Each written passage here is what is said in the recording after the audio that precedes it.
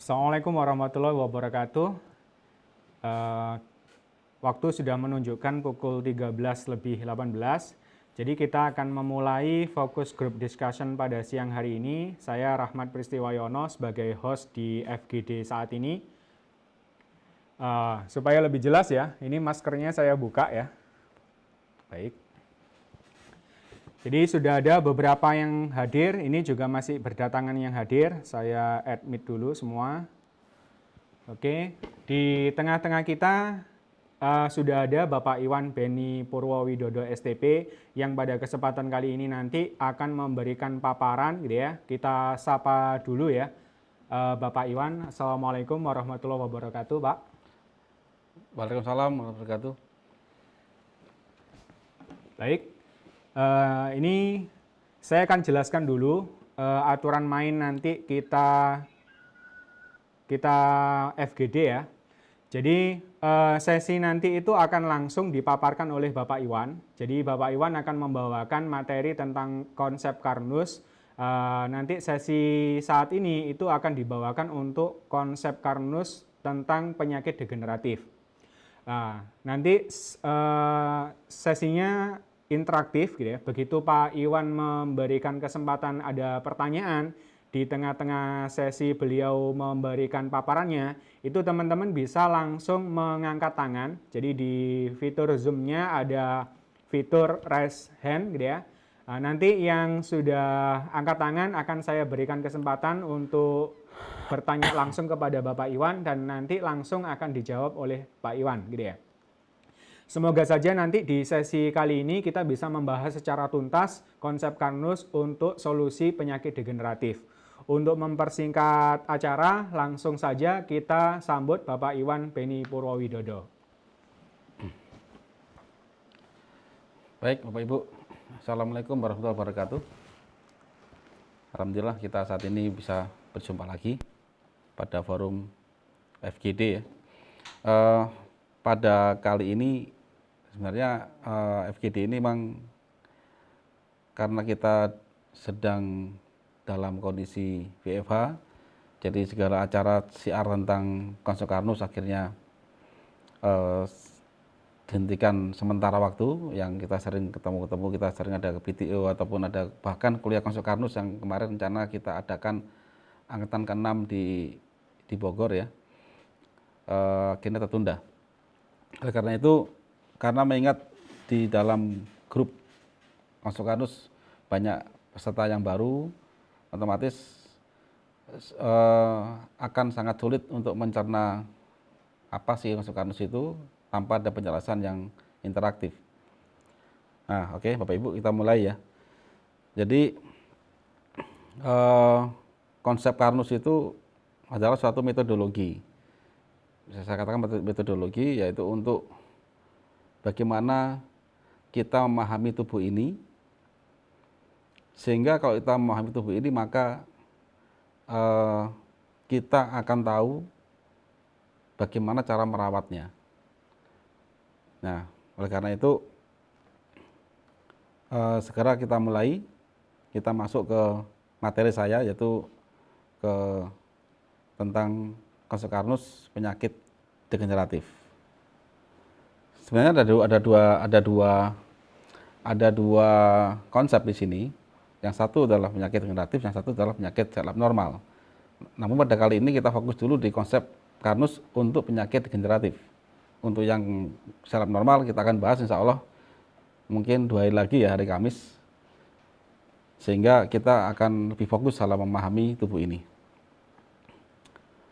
Baik, kepada tim, tolong slide saya. Nah,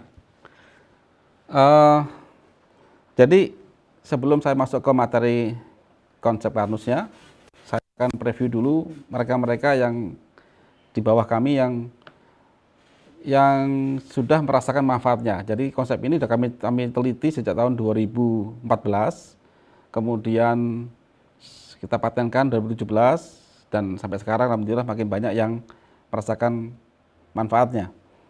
Kita mulai dari kanker mata stadium 4, adik Mutiara Sari yang tahun 2015 adik ini kena sakit retinoblastoma. Alhamdulillah ketemu kami bulan Maret 2017. Kondisi sudah sangat parah, sudah pasrah ya. Nah sekarang keadaannya begini. Sampai sekarang tahun 2020. Nanti insya Allah juga Bapak Ibu ikut kuliah Konsep Karnus Angkatan 6 yang kami akan adakan di Sidoarjo, bisa ketemu sama Mutiara Sari. Kemudian ada juga Wulan ya, autis hipotiroid. Jadi kami tangani sejak tahun 2017 sampai sekarang, alhamdulillah Wulan makin sehat, makin cerdas. Kemudian Safa, kanker otak ganas, 2017 kejadiannya kami tangani juga tahun 2017. Dan sekarang ini Safa sudah makin sehat. Yang dulu sempat buta matanya dan lain-lain, sepertiga masa otaknya adalah cancer. Dan sekarang Safa sudah normal, sudah bisa melihat lagi dan makin sehat. Nanti pun karena ini adalah mereka-mereka yang kami tangani di bawah official, kami rekod terus ke keadaan pasien ini, maka nanti pada waktu Bapak Ibu kuliah Angkatan 6 ikut di acara kami, insya Allah ketemu sama mereka-mereka. Nah ini baru kejadian kemarin, saya salah satu pendekar, Pak Medi, ngirimin saya kasus dari Ibu Endang dari Adipala. Beliau ini sempat menerapkan Konsep Karnus, teman nggak tuntas, terus berhenti ya. Kemudian tanggal 19 April 2020 kok tinggi 372, terus ada luka ya, nggak sembuh-sembuh. Terus kemudian sekarang tanggal 26 April kondisinya sudah turun ke 185 dan lukanya sudah ada respon membaik. Nah ini bukti bahwa di Konsep Karnus ini ada suatu metode ya, atau metode mempelajari bagaimana manusia ini kita pahami sehingga kita bisa tahu bagaimana cara pengobatannya. Oke, sekarang kita masuk ke penyakit degeneratif. Jadi bagi Bapak Ibu yang sering ketemu kami, sering ketemu saya atau ikut beberapa kali seminar dengan saya, pasti saya sampaikan tentang penyakit degeneratif ini. Namun mungkin bagi peserta yang lain belum sempat menerima hal ini, maka ini saya ulang lagi. Karena Konsep Karnus adalah dasar dari semua apa yang kita kerjakan dalam menangani berbagai macam kasus pada pasien ya. Nah, sekarang coba kita masuk ke definisi apa penyakit degeneratif itu. Jadi penyakit ini adalah penyakit karena ada banyak kematian sel dalam tubuh manusia. Jadi ini bukan penyakit menular. Ada stroke, sakit ginjal, cancer, dan diabetes. Dan semua ini makin hari, makin tahun, makin meningkat. Jadi lihat diabetes ini dari 6,9% dari 2013 ke 2018 naik menjadi 8,5% dari warga negara kita. Nah, apa sih definisinya? Yaitu penyakit degeneratif, yaitu kondisi di mana berkurangnya hingga tidak berfungsinya organ tubuh manusia. Nah, ini seperti apa? MAH, GERD, ya, darah tinggi, asam urat, kolesterol, diabetes, jantung, stroke, dan sebagainya. Ataupun penyakit-penyakit penyertanya yang lain. Itu. Termasuk juga saraf jepit, ya, osteoartritis, osteoporosis, itu masuk dalam golongan penyakit degeneratif. Sayang sekali, sampai saat ini mayoritas stigma dan pemahaman masyarakat itu bahwa penyakit ini tidak ada obatnya. Jadi faktanya penyakit ini memang dari berbagai pihak menyatakan bahwa penyakit ini nggak ada obatnya. Atau bahkan sebagian besar mengatakan juga keturunan juga. Saya yakin bahwa Ibu sering mendengar diabetes itu keturunan, ya kan? Saya sering bercanda begini Bapak Ibu. eh, Bapak atau Ibu sakit diabetes, kemudian berobat. Waktu berobat, Bapak Ibu ditanya, begitu divonis diabetes akan ada pertanyaan begini. Ini hal yang mayoritas terjadi. Bapak Anda sakit diabetes enggak? Gitu. Tidak. Ibu Anda sakit diabetes enggak? Tidak, Dok. Kakek Ibu, nenek dan sebagainya enggak sakit diabetes, gitu kan. Saya minta Anda begini, kalau gitu sekalian Nabi Adam diabetes enggak kira-kira? Nah, ini guyonan saya. Artinya, begitu kita divonis, misalkan ayah kita sakit diabetes, akhirnya kita menerima bahwa ini keturunan. Padahal Bapak Ibu, bayangkan kita punya putra atau putri, lahirnya normal, enggak diabetes. Kita sekolahkan dia SD, SMP, SMA, kuliah, menikah, bekerja, normal dia. Someday dia diabetes. Kebetulan Bapak juga diabetes. Terus dia bilang ke Bapak, "Pak, saya diabetes karena saya keturunan, karena Bapak juga diabetes." Kalau saya jadi orang tua si anak tadi, saya bilang, "Kamu sejak kecil Bapak sekolahkan, butuh uang banyak, sakit Bapak obatin, kamu nggak diabetes. Begitu kamu bekerja, punya anak dan sebagainya, kamu diabetes, bilang gara-gara Bapak." Gitu. Ini guyonan saya. Ya. Nah, yang saat ini dilakukan oleh hampir semua pengobatan, baik itu di kalangan mungkin ya rumah sakit, puskesmas ya, atau kedokteran, atau bahkan juga herbal, yang dikonsenkan itu bukan secara keseluruhan, tapi di-maintain katanya. Di-maintain. Tapi kalau di-maintain, mestinya kan tidak naik pangkat diabetes itu. Awalnya obat, kok mayoritas dia suntik insulin. Kan begitu. Kalau mestinya di-maintain atau dirawat, tidak mungkin dia naik pangkat. Nah, artinya sampai sekarang penyakit ini nggak ada obatnya. Yang diterima oleh pasien itu, ingat, yang diterima oleh pasien itu, yang dirawat, yang dilakukan pengobatan pada pasien itu mayoritas hanyalah pengobatan simptomatik. Artinya begitu gula darah naik diturunkan dan sebagainya, keluhan yang lain. Bu, sakit kepala dikasih obat anti sakit kepala dan sebagainya. Nah, contoh ya pada pasien diabetes, diberi obat gula darah tanpa memperbaiki tolak pankreas. Kemudian pada pasien hipertensi, darah tinggi, diberi obat penurun detak jantung, pengencer darah, tanpa mengobati penyebabnya. Kenapa kok terjadi hipertensi? Nah itu loh. Akhirnya apa? Pasien-pasien darah tinggi ini, someday, mayoritas itu akan menemui minimal stroke, sampai serangan jantung, dan bahkan dia ke diabetes, dan lain-lain. Nah, padahal hipertensi itu ada something di dalam pembuluh darah, di mana plak itu gagal di metabolit. Kalau gitu apa sih plak itu? Nah, nanti kita bahas ya. Kita bahas nanti. Nah, di sini saya ada jenjang karir diabetes. Saya bikin ilustrasi ya. Kita lahir kondisi sehat. Pada saat sehat itu badannya fit. Triglyceridnya normal. Asam urat normal. Kolesterol normal. Makan banyak oke, gula darah pun normal. Nah, pada saat kita sehat ini pankreas itu santai dan happy. Nah, begitu. Kemudian hidup berlanjut, Bapak Ibu. Hidup berlanjut. Masuklah ke pre-diabetes. Pada saat pre-diabetes itu, Bapak Ibu akan merasakan badan kurang fit. Triglycerid naik turun. Kemarin makan rawon saya. Cek triglycerid, loh kok di atas 300. Gara-gara rawon itu. Kasih obat turun. Asam urat naik turun, kolesterol naik turun, tensi mulai abnormal, tapi pada saat Bapak Ibu cek gula darah masih normal. Tapi jika Bapak cek kadar insulin, dia sangat tinggi. Nah, jadi itu ya. Nah, pada saat ini, pankreas itu lembur, nggak digaji Bapak Ibu. Tahulah, pada waktu sehat ini Bapak usia mungkin lahir sampai usia 29 tahun.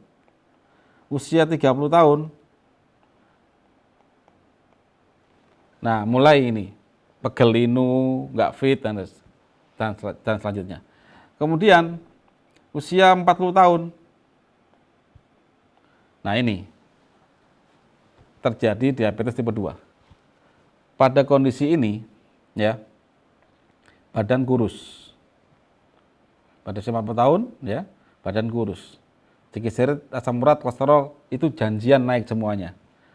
Kemudian tensinya pun tinggi, gula darah pun tinggi, hidup serba bingung, maka Bapak Ibu akan berobat. Nah, pada saat diabetes tipe 2, itu pankreas sudah masa pensiun dini. Kalau waktu pre-diabetes itu pankreas lembur nggak digaji, kalau sudah diabetes tipe 2, maka pankreas pensiun dini. Kita lanjutkan sekarang. Hidup berlanjut. Bapak Ibu akan masuk ke dunia pengobatan. Di awal, Ibu akan mendapatkan obat-obatan simptomatik, macam glibenclamid dan sebagainya, metformin dan sebagainya. Intinya apa? Pankreas itu dipaksa, liver dihambat, triglycerid, asam urat, kolesterol tinggi, dikasih obat simptomatik juga, obat-obatan penurun triglycerid dan sebagainya. Kemudian diminta diet karbohidrat dan lain-lain. Hidup mulai sulit, gula masih terkontrol. Nah, pada saat ini Bapak Ibu, pankreas kerja rodi. Kemudian hidup berlanjut. Ini Bapak Ibu berobat usia 40 tahun. Pakai obat ini. Kemudian anggap aja usia 50 tahun. Dengan segala macam diet, segala macam keterbatasan dan lain-lain, selamat datang ke diabetes tipe 1. Pada saat ini Bapak Ibu, karena pankreas itu kerja rodi, dipaksa kerja, maka pankreas itu akan makin mati dia nanti. Sampai someday, suatu saat, itu pankreas diberi obat pemaksa pankreas, itu tidak respon. Dikasih obat, tidak respon. Maka Bapak Ibu wajib suntik insulin di sini.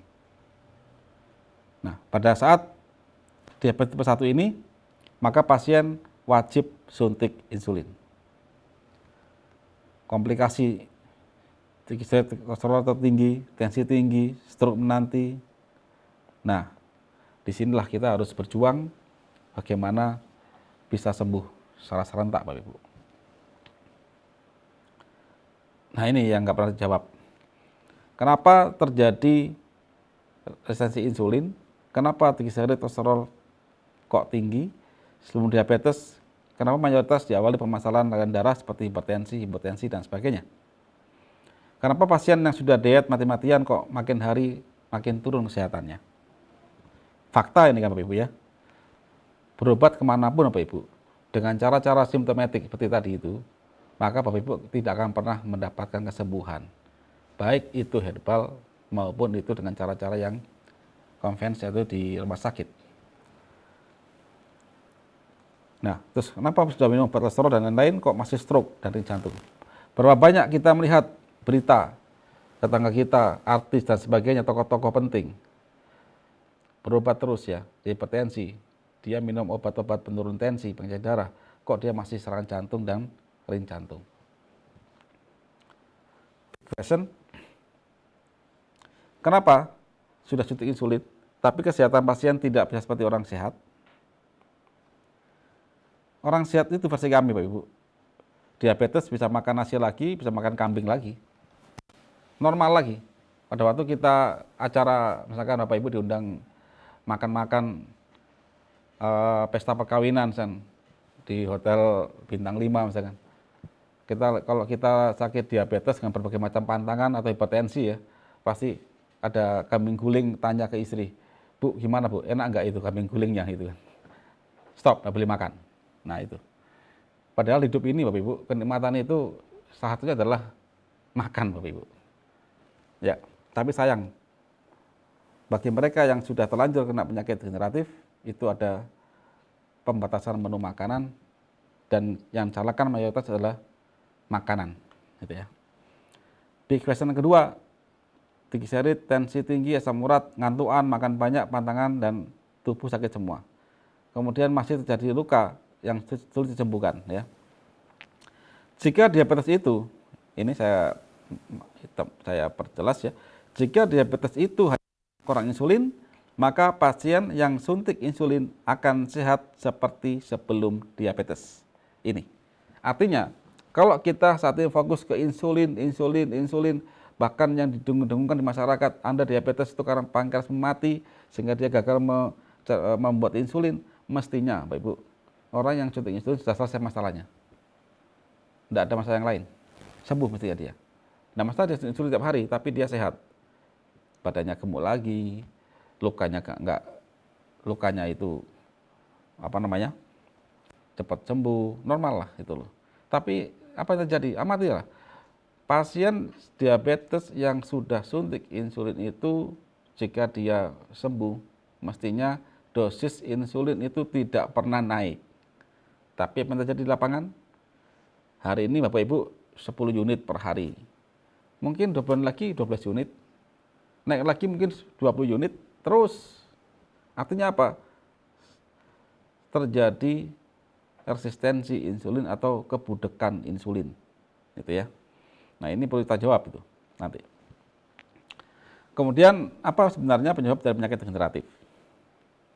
Dan lalu apa solusi yang tepat untuk penyakit degeneratif? Nah, ini yang kita jawab di konsep Karnus. Nah, sebelum saya lanjutkan konsep Karnus, apakah Bapak Ibu ada yang tanyakan sampai sini?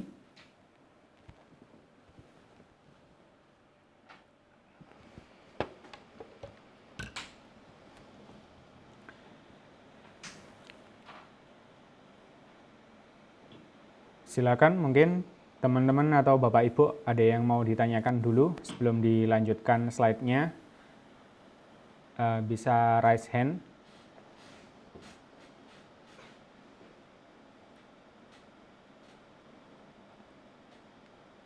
Kalau nggak ada lanjut. Atau nggak ada ya? Bisa dilanjutkan oleh Bapak Iwan. Silakan, Pak. Baik, Bapak Ibu, saya lanjut ya. Kita masuk ke solusi, ke konsep Karnus. Tadi saya sebutkan, kita kaji dulu beberapa studi kasus ya tentang diabetes dan apa itu penyakit degeneratif. Yang saya ulas tadi adalah diabetes. Itu salah satu dari sekian banyak penyakit degeneratif ya. Oke, sekarang apa solusinya? Apakah ada suatu metode yang bisa menyelesaikan semua masalah? Mulai diabetes, hipertensi, osteoartritis, osteoporosis, penuaan dini, dan sebagainya. Oke. Pada waktu Bapak Ibu nanti ikut kuliah konsep Karnus, saya ada landasan teorinya. Nah, yang kita pakai itu adalah kami menemukan bahwa sumber segala penyakit adalah al-baradah atau jeleknya pencernaan makanan. Yang kedua adalah tidaklah Allah menurunkan penyakit itu kecuali dia juga ada penawarnya. Nah, kita pelajari, alhamdulillah kita terkumpul suatu algoritma metodologi bahwa ada kekeliruan ya dalam memahami kinerja tubuh manusia sesuai dengan sunatullah yang sudah Allah sematkan dalam sistem tubuh manusia. Ini problemnya. Kami mencatat ada kesalahan dalam memahami kinerja tubuh manusia sesuai dengan sunatullah yang sudah Allah sematkan dalam sistem tubuh manusia. Kemudian kita mempelajari cara kerja tubuh manusia apa adanya, berlandaskan multidisiplin ilmu dasar, bukan bersumber dari jurnal penelitian derivat. Nah ini, kita disuruh berpikir di sini Bapak Ibu tentang alam semesta. Akhirnya lahirlah konsep Karnus ini. Oke. Apa itu konsep Karnus? Konsep Karnus adalah pengembalian pola hidup manusia berdasarkan kodratnya yang sudah disematkan oleh Allah SWT, mulai dari aktivitas sel sampai aktivitas tubuh manusia. Jadi begini Bapak Ibu, seperti Bapak Ibu beli handphone baru ya, handphone baru seperti ini. Saya punya handphone yang saya pakai buatan pabrik tertentu. Nah, jika saya mau merawat dia, otomatis saya harus baca buku panduannya. buku panduan yang mengeluarkan tentang perawatan handphone dan cara pemakaian itu adalah otomatis yang buat pabrik handphone ini. Nah, saya baca di situ. Saya baca, maka saya bisa merawat handphone ini. Nah, dengan cara yang sama, maka kita harus tahu tentang bagaimana cara kerja manusia. Karena manusia dan alam semesta dibuat oleh Sang Pencipta, maka diminta oleh Allah berpikir. Dan ada ilmunya di sini, dan sudah Allah tampakkan semuanya sejak kita belajar pada dunia modern saat ini, era modern ini ya Bapak Ibu. Sejak kita belajar tingkat SD sampai SMA minimal, di situ jelas. Pada waktu kita mempelajari kimia, fisika, biologi, itu akan termaktub semuanya, dan itu terjadi dalam tubuh kita dan juga di alam semesta ini. Nah, coba saya kaji dulu di sini overview. Jadi, manusia itu kalau ditempatkan pada alam semesta, itu adalah bagian, hanya satu bagian saja dari seluruh kehidupan yang sudah Allah sematkan di alam semesta ini. Kita lihat di sini. Awalnya, hanya ada oksigen, ada CO2, dan Allah sematkan di bumi ini tanaman. Dan ada matahari. Sekarang amati ya.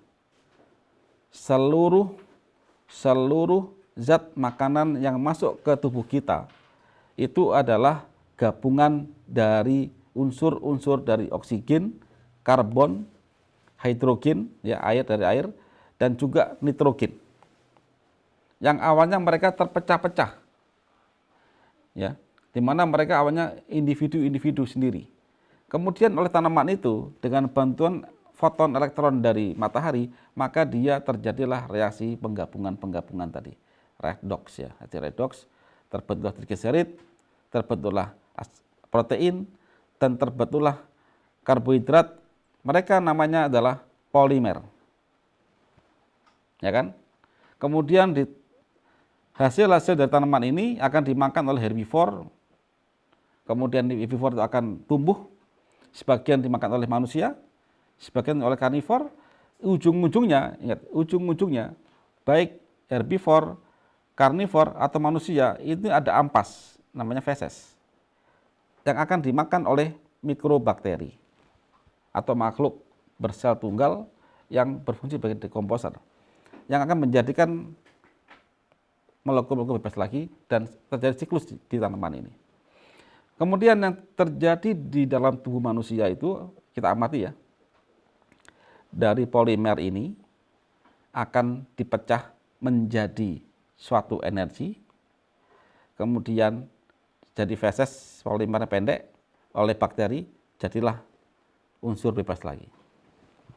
Jadi apa artinya semua di sini, Bapak Ibu, di alam ini, di alam semesta ini adalah awalnya nitrogen, karbon dioksida, oksigen, air itu masing-masing molekul tadi itu low energy, kemudian digabungkan oleh tanaman menjadi rantai yang panjang polimer. Makin panjang polimer tadi itu makin menyimpan banyak energi di situ. Dipotonglah oleh tanaman, kemudian oleh kita, tubuh kita, oleh hewan. Sebagian potongan tadi menjadi energi kita untuk hidup, bergerak dan sebagainya. Sebagian ampas tetap menjadi feses. Feses kemudian diolah lagi, dipecah lagi karena dia masih agak panjang di situ, ya, menjadi unsur bebas lagi. Dan balik tanam lagi dibantu oleh matahari.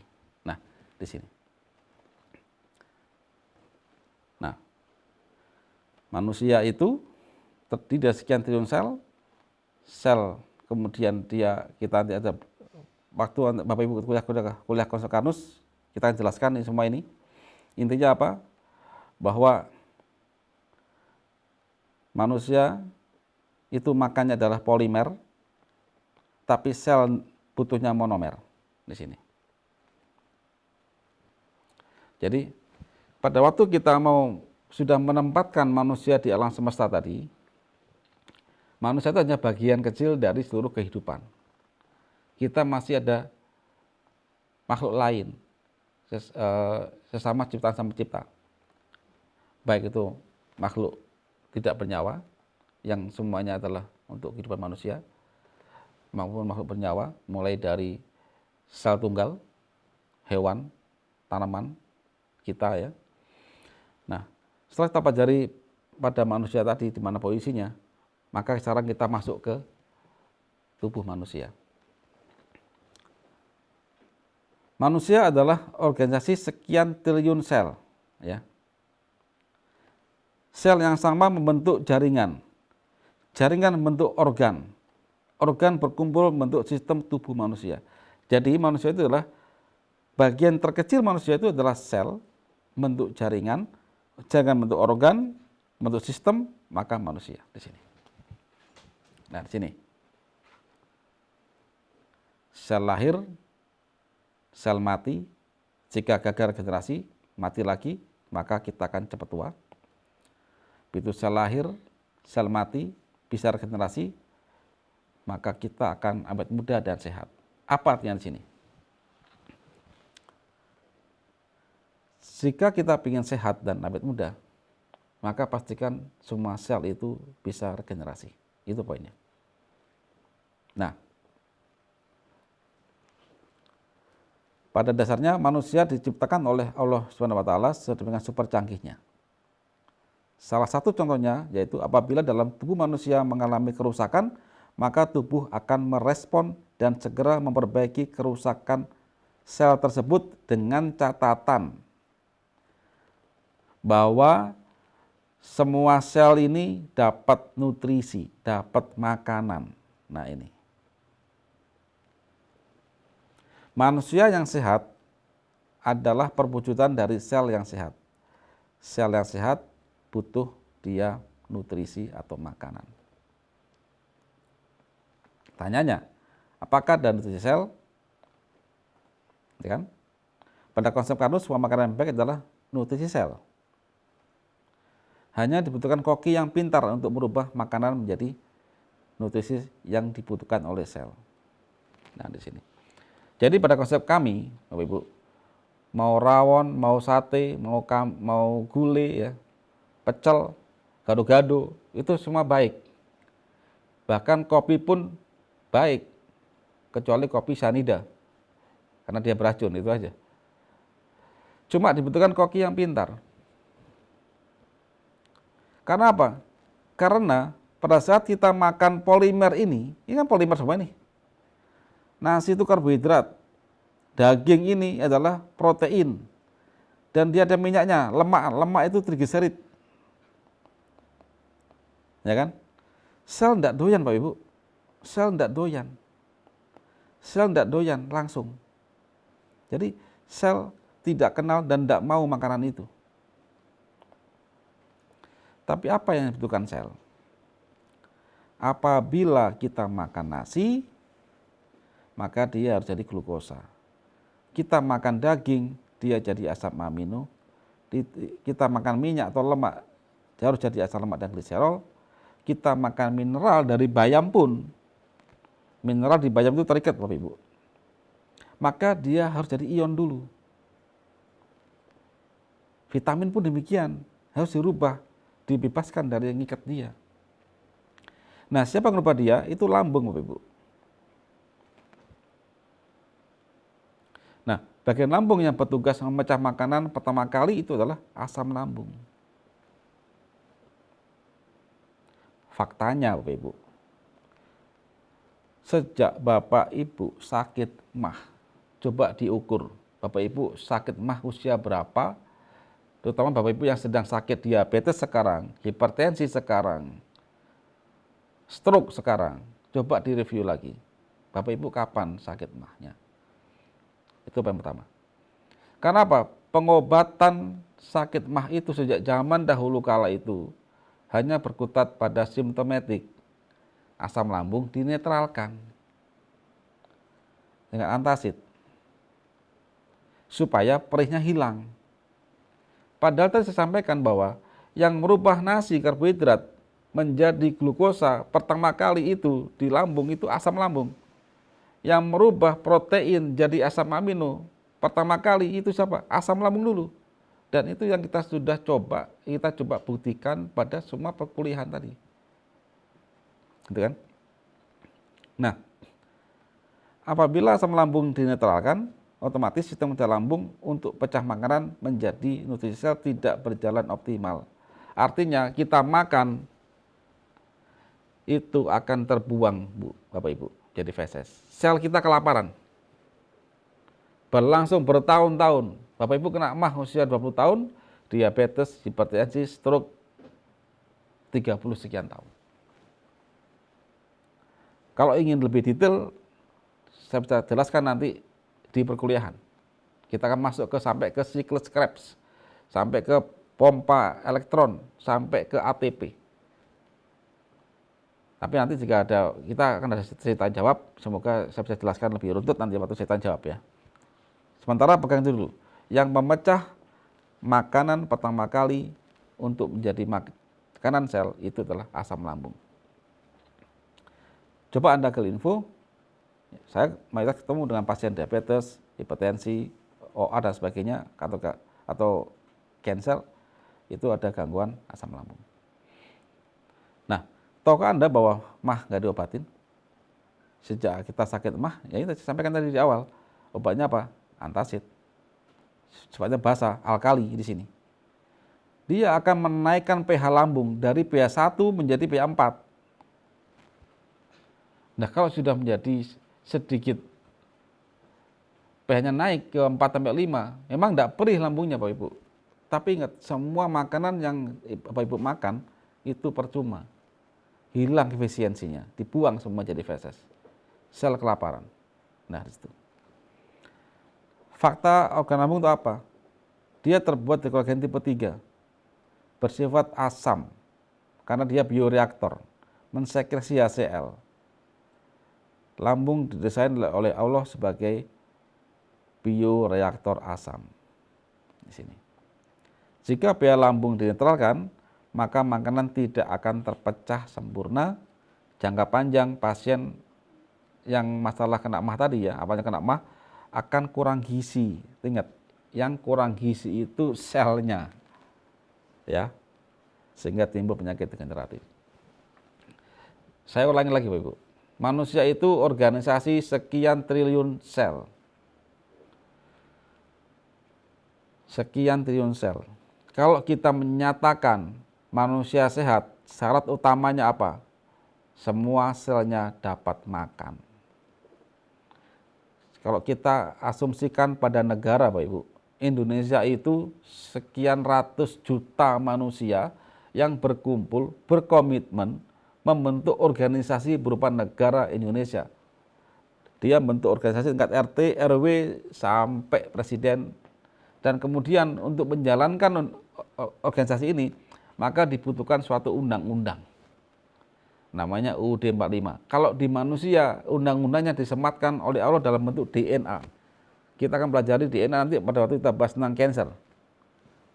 Tapi kita saat ini, pada sisi ini kita hanya bahas masalah penyakit degeneratif dulu. Kita pahami dulu tubuh bagaimana. Setelah kita paham, baru kita bahas tentang cancer nanti. Ya. Jadi begitu. Kalau saya tanya ada Bapak Ibu, apa parameter negeri itu makmur? Jawaban yang paling gampang. Semua rakyatnya dari raja jelata sampai presiden, sampai anggota dewan manapun pejabat-pejabatnya bisa makan, dapat makanan, nggak ada yang kelaparan, nggak ada kemiskinan. Jadi di situ. Jadi hampir sama itu manusia ini.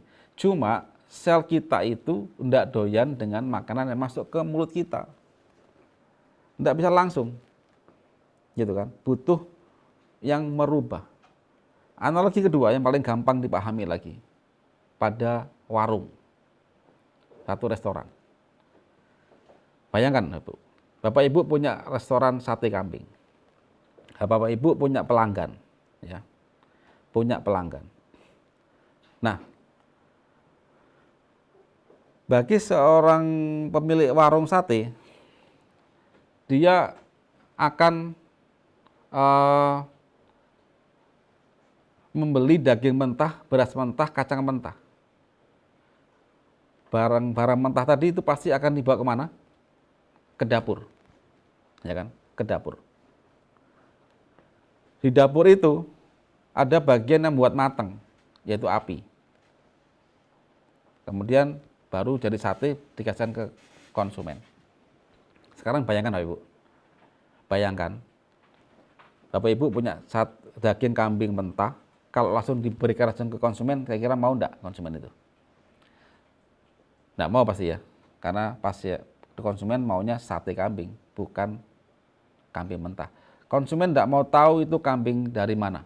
Yang penting masuk ke depan meja dia adalah sate kambing. Sudah matang, enak. Itu.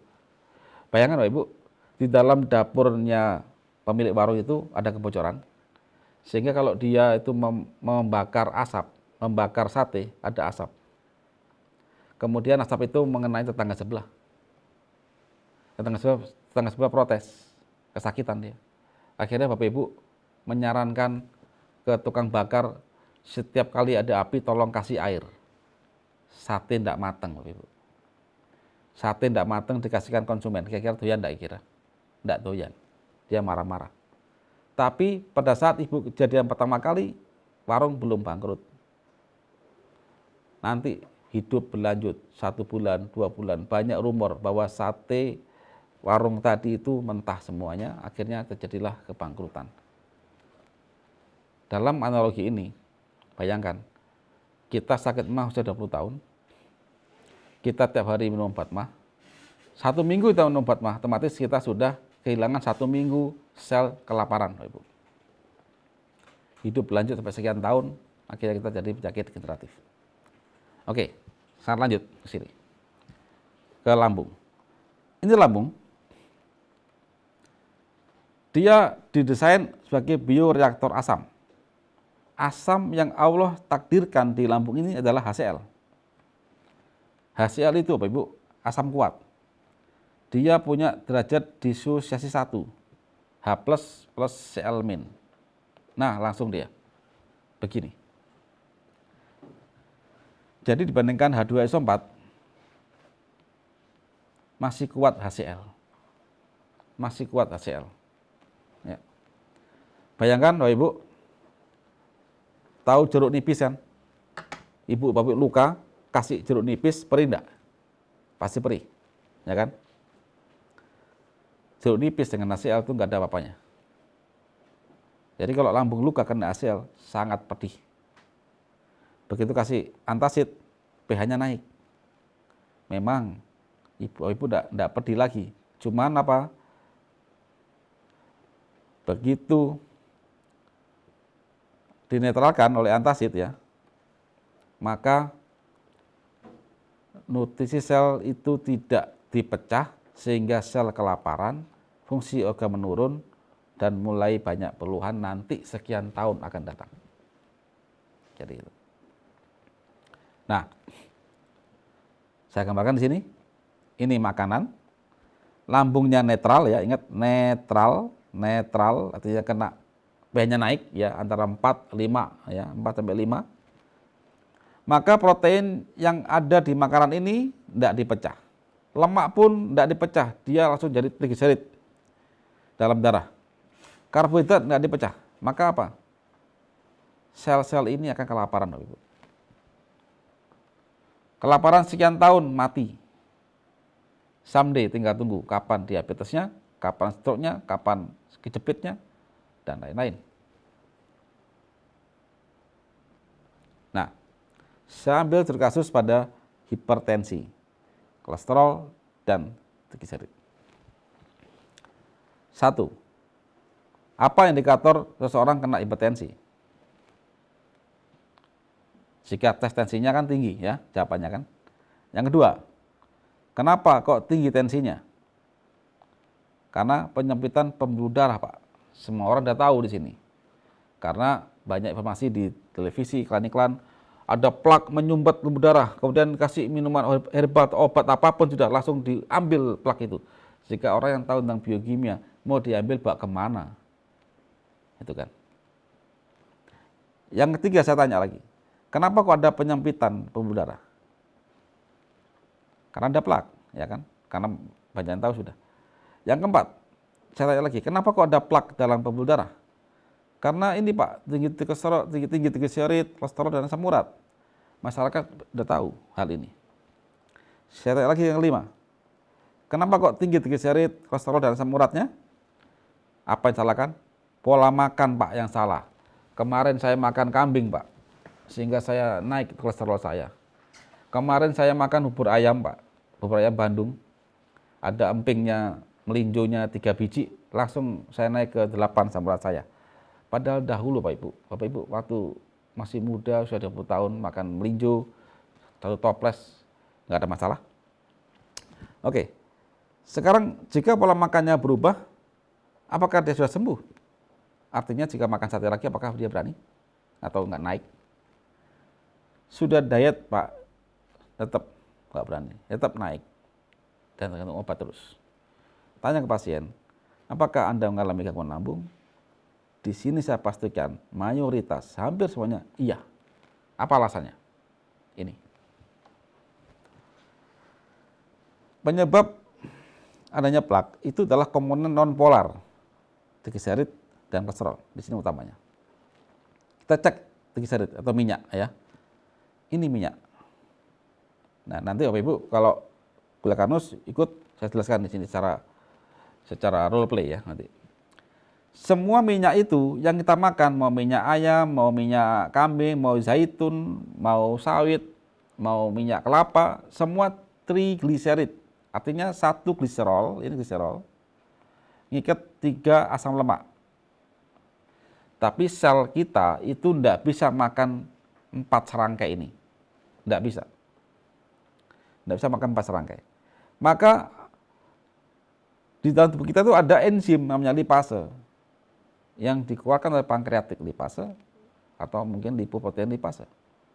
Yang tujuannya apa? Memecah menjadi gliserol dan 3 asam lemak di sini. Pertanyaan saya, apa hubungannya dengan lambung? Mungkin Bapak Ibu akan tanya, itu apa hubungannya sama lambung? Ya kan? Lambung itu di dalam pencernaan, sedangkan pemecahan trigliserid itu terjadi di dalam darah. Ya kan? Oke, kita kaji sekarang. Bapak Ibu, enzim lipase itu terbuat dari apa? Dari asam amino, Bapak Ibu. Ya kan? Asam amino itu diambil dari mana? Dari semua makanan-makanan yang kita makan yang mengandung protein tinggi. Apa contohnya? Daging kambing, daging sapi, telur, ikan, ayam, tempe, tahu, jengkol. Ya kan? Tapi ingat, pemecahan protein jadi asam amino itu pertama kali dilakukan oleh asam lambung. Apabila asam lambung itu diganggu, dinaikkan pH-nya, maka dia tidak terpecah, akhirnya dibuang menjadi feses. Itulah kenapa mereka yang sakit bermasalah asam lambung itu, kalau mohon maaf, kalau BAB itu baunya minta ampun. Karena overload nitrogennya itu. Bakteri di dalam usus tidak mampu memecah itu. Akhirnya apa? Ya bau. Bagi orang yang berpikiran pendek, dikasih probiotik, baunya hilang. Tapi ingat, tetap selmu kelaparan. Pada saat hal itu terjadi Bapak Ibu, semua produksi enzim akan terganggu, termasuk lipase ini. Bayangkan kalau lipase itu sampai berkurang Bapak Ibu, maka semua makanan yang kita makan itu yang mengandung minyak, minyaknya itu akan numpuk dalam pembuluh darah dan akan menjadi plak. Menjadi plak akhirnya mempersempit pembuluh darah, tensi akan naik. Nah sekarang amati pengobatan selama ini. Pengobatan saat ini itu hanya mengencerkan darah. Ya kan? Tidak pernah diutak-atik kenapa ada plak. Bagaimana solusi untuk memetabolis plak itu tidak pernah diutak-atik itu. Kemudian, setelah apa namanya diencerkan, kalau masih makin tinggi tensinya, maka jantung dipelankan. Jadi nggak heran, Bapak Ibu berobat dimanapun, kalau nggak ada kajian sedalam ini, maka someday akan terjadi stroke, serangan jantung, dan apabila bercabang menjadi menutupin reseptor insulin, maka Anda akan diabetes. Nah, ini dari triglyceride aja. Dan ternyata Bapak Ibu, apakah kita bisa menghindari minyak? Tanya saya, tidak bisa Bapak Ibu. Minyak itu, lemak itu sudah Allah sematkan sebagai salah satu sumber energi bagi seluruh kehidupan sel, baik itu multiseluler seperti kita ini sampai ke monoseluler. Lemak itu bisa dirubah menjadi bahan baku energi pengganti glukosa ya pada saat dia masuk ke mitokondria. Dan ternyata dengan adanya lemak itu makanan kita lebih enak. Sekarang saya tanya pada Bapak Ibu, apakah ada menu tanpa lemak? Tanpa gorengan, tanpa minyak, kacang ada minyaknya, sayur ada minyaknya, sedikit tapi, gitu kan? Artinya apa? Kalau kita tidak memahami hal ini Bapak Ibu, maka jangan harap bisa sembuh. Akhirnya bypass, hipertensi tidak ada obatnya, yang ada hanya dikasih obat simptomatik, meskipun nanti Anda akan digiring ke kondisi menuju ke stroke. Nah,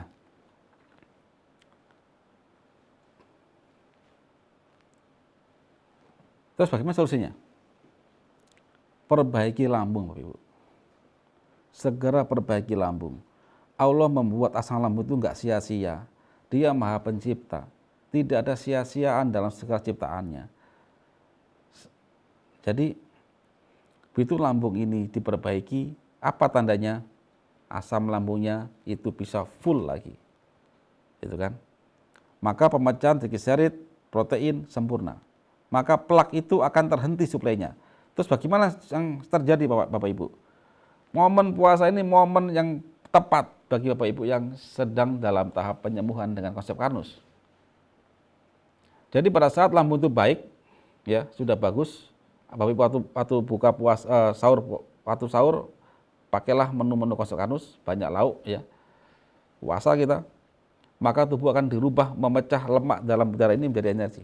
Maka dia akan 1 bulan ini adalah masa-masa penyembuhan dengan catatan lambungnya sudah baik Bapak Ibu ya. Kalau belum baik ya belum bisa. Butuh waktu perbaikan lambung dulu.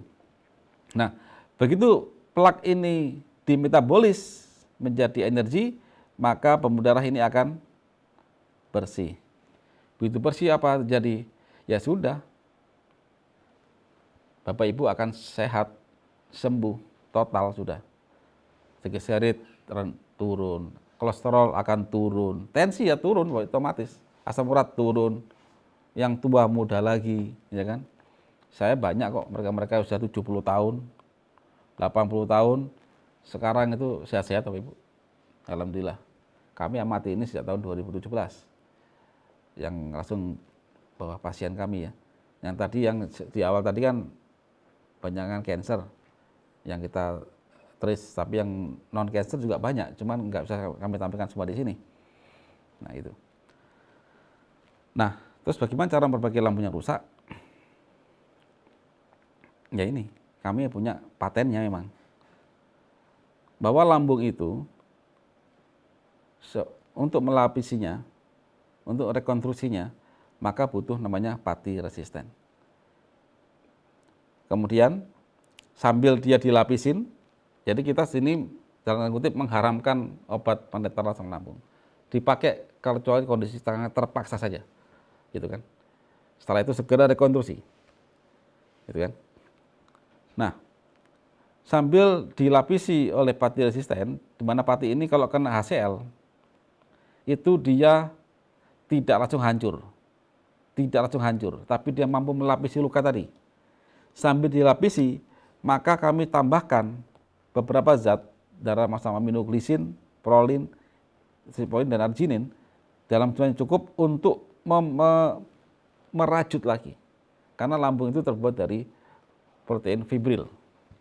Nah, kita beri asam aminonya, dirajut lagi. Tapi dengan catatan Bapak Ibu harus menghindari betul obat-obat penetral asam lambung, baik itu obat emah maupun air alkali. Itu. Kemudian apa lagi? Makan banyak lauk. Nah itu. Nah, terus cara mudah bagaimana untuk konsep karnus? Yang pertama, perbaiki lambung dan minum alga sereal sebelum makan. Di dalam produk AG itu kami sematkan ada pati resisten dan juga kolagen tipe 3. Nanti akan ada produk information file lengkap situ tentang alga sereal, ada mungkin 10 halaman. Kita akan bagi nanti kalau sudah jadi, insya Allah dalam minggu ini kita publish namanya produk information file alga gold.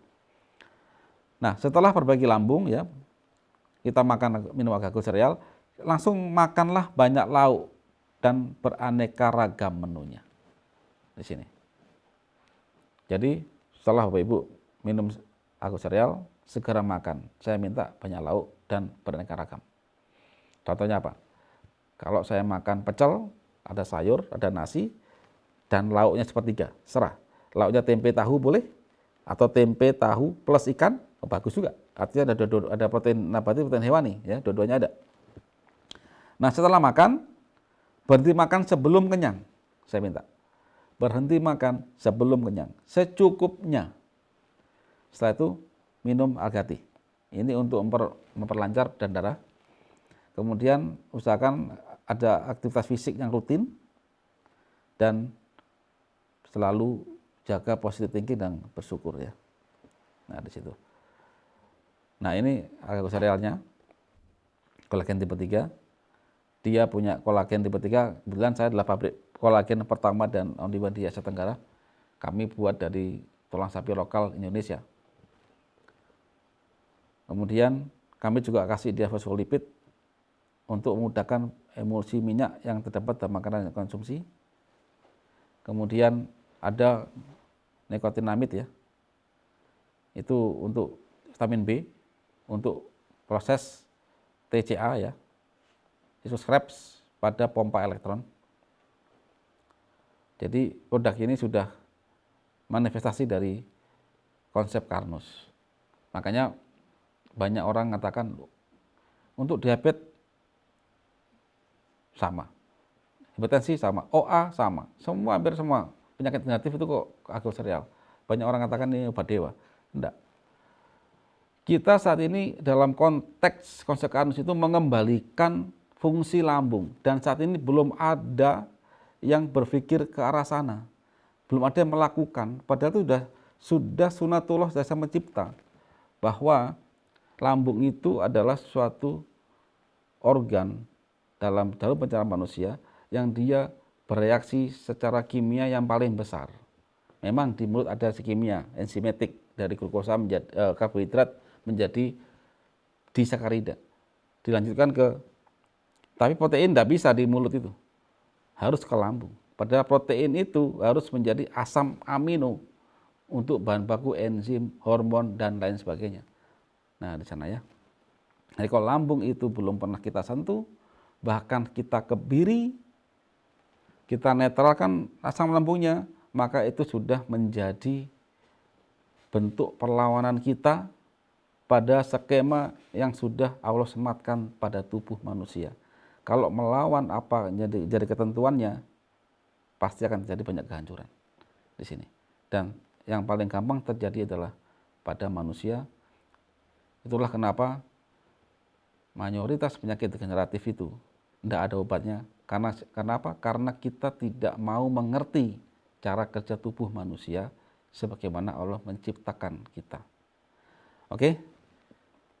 Jadi saya cukup di sini untuk materinya. Kita akan masuk ke sesi tanya jawab ya. Jadi sebelum saya akhiri saya ada kesimpulan ya.